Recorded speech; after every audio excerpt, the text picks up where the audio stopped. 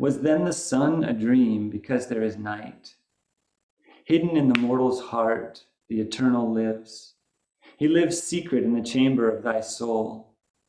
A light shines there, nor pain nor grief can cross. A darkness stands between thyself and him. Thou canst not hear or feel the marvelous guest. Thou canst not see the beatific sun. O Queen, thy thought is a light of the ignorance. Its brilliant curtain hides from thee God's face. It illumines a world born from the inconscience, but hides the immortal's meaning in the world.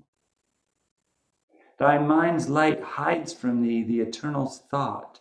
Thy heart's hopes hide from thee the eternal's will. Earth's joys shut from thee the eternal's bliss.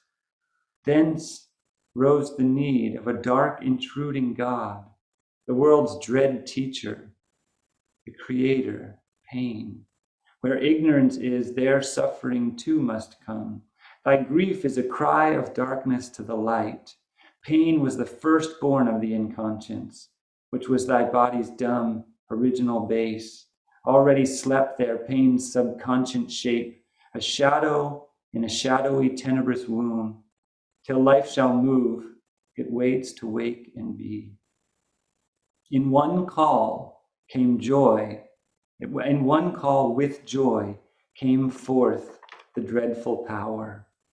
In life's breast it was born, hiding its twin, but pain came first, then only joy could be. Pain plowed the first hard ground of the world drowse. By pain a spirit started from the clod. By pain life stirred in the subliminal deep. So he's telling her, yes, pain is there, but fixating on wishing pain away is what blinds you from the capacity to see the purpose of all of creation, the eternal's thought, the eternal's heart, the eternal's intentionality, the divine beloved's intentionality in all of this creation is blocked when you become obsessed with doing away with pain, with avoiding it. Hard is the world redeemer's, what is it?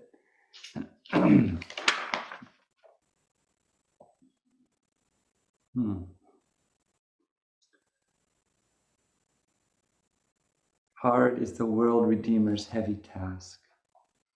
So this is what Narad says to contextualize Savitri's life. Hard is the world redeemer's heavy task. The one who comes with a big job to do, it's not going to be easy for them. They have to take on all the difficulty of the world. She can't just come down here, some divine ray of light, and just float around. That's not going to help anybody. She has to immerse herself. She has to become fully human and know what it is to be fully human, fully limited. And that interface of the divine vastness with the absolute human delusion, suffering, and ignorance, that's painful. And the more awakened, the more vast one is, the interface with limitation, embodiment as it involves limitation, is difficult. And if she's going to uplift this earth, she can't just be separate from it. She can't just be aloof. We have this sense of yogis, especially in the West, this kind of glamorous sense that yogis are above the fray. They don't suffer. They feel no pain. They've conquered everything. They've conquered their minds and they're just floating there. And we want that, right? We want to be also tranquil in the face of adversity and totally at peace and calm in the face of difficulty and everything around us. We want to be aloof. The yogi in the cave, away from everything. Isn't that glamorous? Isn't that what we want? Isn't that what yoga promises? That's not what Sri Aurobindo's yoga promises, unfortunately. Sri Aurobindo yoga promises a direct confrontation with all of our own limitations, delusions, confusions, samskaras, karmic entanglements, and also those of the whole earth. They have to be faced in order for these entanglements to untangle themselves. We have to see them. We have to face them full on.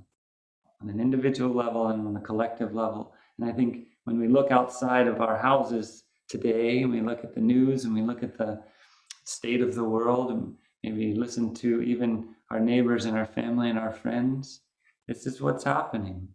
The entanglements are untangling themselves, and we are seeing all the ways that we have been deluded and confused. All the white supremacy and racism that's been embedded in America for hundreds of years is becoming visible. All the willingness to collaborate with autocrats and dictators, and to seek the refuge of a strong man leader.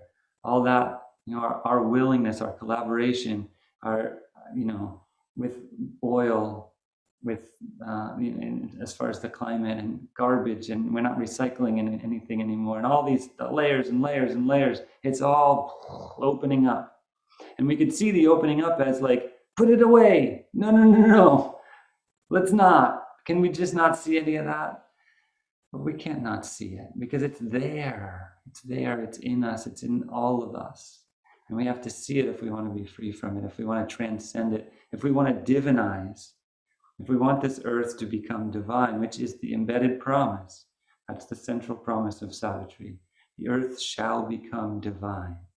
This earth, this messed up, complicated, broken planet will become divine. Not might become divine. Not if we succeed or if we do a good job or we get a check mark or 100% on our test.